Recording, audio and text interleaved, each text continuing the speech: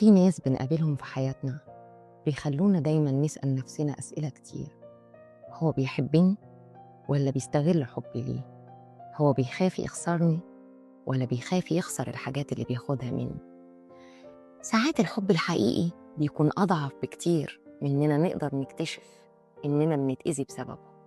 أيوة، بنتأذي بسبب الحب.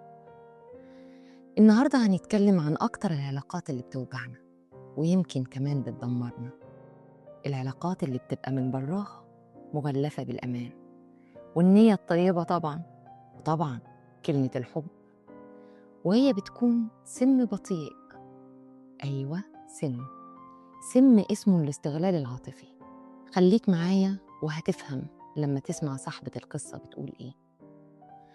من وأنا صغيرة كنت دايما بشوف أمي بطلة، ست جدعة قوية شايلانا أنا وإخواتي، وأبويا سافر علشان يشتغل ومرجعش، ومن ساعتها ما سألش علينا ولا حتى افتكر في يوم إن عنده زوجة أو أولاد. كنت بسمعها تقول للناس ربنا عوضني ببنتي الكبيرة، دي اللي بتفهمني من نظرة عيني، دي اللي واقفة جنبي وسندي وظهري. وبصراحة كنت بفرح قوي لما بسمع الكلام ده. كبرت وأنا شايلة معاها كل حاجة، تعبها، مشاكل إخواتي، حتى مصاريفهم، حتى إيجار البيت. وطبعا كنت بشتغل عشان أساعدها، وكنت بدرس جنب الشغل. عمري ما قلت أنا تعبت ولا زهقت. وفي يوم بعد ما اتخرجت من الجامعة ربنا رزقني بشغل برا مصر. فرحت قوي وجريت بسرعة علشان أفرح أمي، بس للأسف اتصدمت من رد فعلها. بصت لي وقالت لي انت عايزة تسيبيني يا نكرة الجميل؟ انت بتعملي زي أبوكي، عايزة تكسريني؟ كل مرة كنت بحاول أعيش لنفسي كانت بتحسسني بالذنب وتقولي انتي أنانية. وطبعا الفزاعة، انتي زي أبوكي. عدت السنين واتجوزت الحمد لله ومعايا بنت، بس أمي لسه بتشيلني كل حاجة معاها، وعمرها ما خدت بالها إني متجوزة وعندي بنت، وأنا عمري ما اشتكيت. بس في مرة كنت تعبانة ومش قادرة، ولما قلت لها كده قالت لي من غير حتى ما تسأل مالك، كنت فاكرة إنك بنتي بس طلعت أنانية زي أبوكي. وقتها بس فهمت، أيوة فهمت إن الحب اللي كنت بشوفه من أمي مش عشان أنا بنتها، لأ، بس علشان كنت أنا مصدر راحتها. وبتقول في النهاية قررت أعيش لنفسي ولبيتي، بس لغاية دلوقتي مش قادرة أتخطى اللي حصل لي من استغلال لصحتي وطاقتي ومشاعري للأسف. خدي بالك، مش كل حب بيبقى أمان، ومش كل احتياج هو حق مكتسب للطرف التاني مهما كانت علاقته بينا. في علاقات بنبقى فيها مجرد مصدر للراحة النفسية للشخص ده أو للمصلحة، وللأسف الطرف التاني بيلف ده في شكل من الحب والواجب.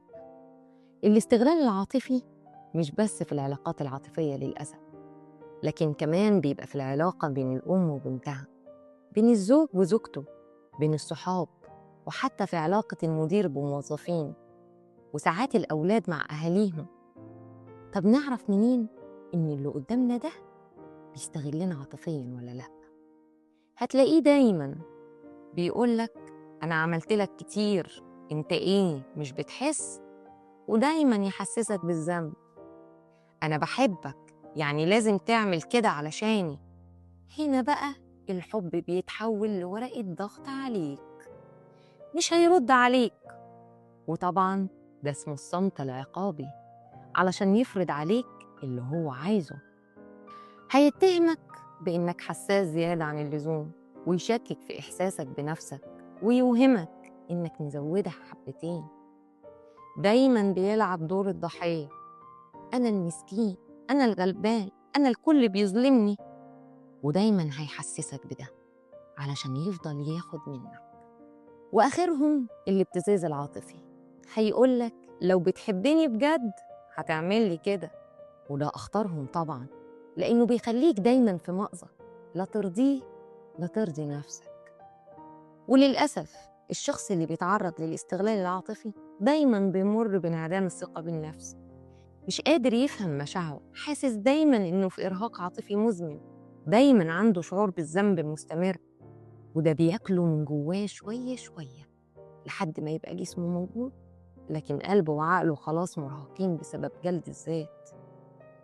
دكتور مصطفى محمود كان ليه رأي في الموضوع ده، إن الحب لا يقاس بما نأخذ ولكن بما نعطي، وما أكثر الذين يحبون أنفسهم في صورة غيرهم فيظنون إنهم يحبون وهم في الحقيقة يستغلون.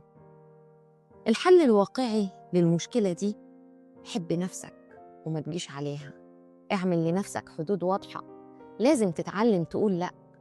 لأ مش جريمة على فكرة، ولو الطرف التاني فعلا بيحبك هيحترمها. فك التلاعب، لما تحس بالذنب اسأل نفسك: هل أنا غلطان ولا بس مش راضي أنفذ اللي هم عايزينه مني؟ روح لشخص محايد واحكي له الموقف وشوف رده، اللي جوه الموضوع دايما بيبقى غير اللي براه. افصل بين اللي ليك واللي عليك، اللي عليك تعمله بإرادتك بحب، لكن مش تتسجن فيه وتيجي على حساب صحتك ونفسك ويبقى حق مكتسب للطرف التاني. أوقات بنبقى بنحب من قلبنا ونفكر إن الحب ده يعني ندي بدون حساب، بس الحقيقة إن الحب مش لازم يكون على حساب نفسنا، مش لازم يكون استنزاف لطاقتنا ومشاعرنا علشان أنا إنسان طيب. الحب الحقيقي مش بيوجع، الحب مش لازم يكون مفروض عليك علشان تبقى محبوب. ولو حسيت إنك دايما مديون، دايما غلطان، يمكن مش لإنك قليل، لكن اللي قدامك شاطر حبتين تلاتة في لعبة الابتزاز. افتكر دايما إن الحب مش سجن، الحب أمان، واللي يحبك هيحبك وانت مرتاح، مش هيضغط عليك ويعصرك لغاية ما يخلص عليك. كنت مع إيمان هاشم، بين السطور.